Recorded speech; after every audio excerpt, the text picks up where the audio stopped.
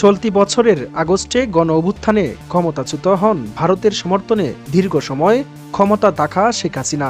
এরপর তিনি ভারতে পালিয়ে যান। এরপর থেকেই বাংলাদেশ ও ভারতের সম্পর্কে চলছে টানাপোড়েন। বিভিন্ন ইস্যু নিয়ে ইতোমধ্যে দুদেশের সম্পর্ক এখন দুই মেরুতে অবস্থান করছে। তবে আশার বিষয় হচ্ছে, ভারতের পররাষ্ট্র সচিব বিক্রম মিশ্রি সোমবার রাষ্ট্রীয় এক সফরে ঢাকা আসেন। সেখানে দুই দেশের সম্পর্ক আরও বন্ধুত্বপূর্ণ করতে একসাথে কাজ করার কথা জানান। ছাত্র জনতার গণ আন্দোলনের মুখে ক্ষমতাচ্যুত হয়ে পালিয়ে যাওয়া সাবেক প্রধানমন্ত্রী শেখ হাসিনার কোনো বক্তব্যকেই ভারত সমর্থন করে না বলে জানিয়েছেন দেশটির পররাষ্ট্র সচিব বিক্রম মিশ্রি। 12ই ডিসেম্বর এক প্রতিবেদনে এই তথ্য জানিয়েছে ভারতীয় সংবাদ মাধ্যম দ্য হিন্দু। এছাড়া বাংলাদেশের সঙ্গে ভারতের সম্পর্ক কেবল হাসিনা বা একক রাজনৈতিক দল বা সরকারের মধ্যে সীমাবদ্ধ নয় বলেও জানিয়েছেন বিক্রম মিশ্রি।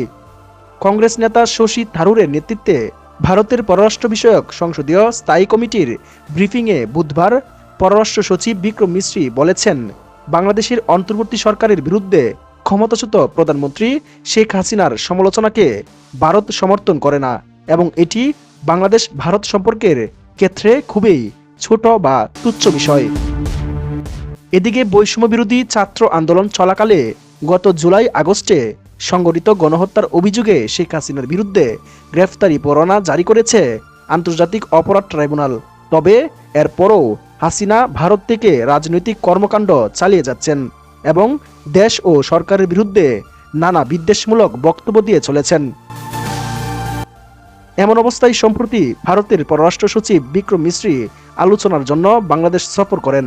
তার ঢাকা সফর থেকে ফেরার 2 দিন পর তিনি দেশটির পররাষ্ট্র মন্ত্রণালয়ের সংসদীয় স্থায়ী কমিটিকে প্রধান উপদেষ্টা অধ্যাপক মোহাম্মদ ইউনুস সহ বাংলাদেশের অন্তর্বর্তী সরকারের শীর্ষ কর্মকর্তাদের সঙ্গে বৈঠকের বিষয়ে ব্রিফ করেন।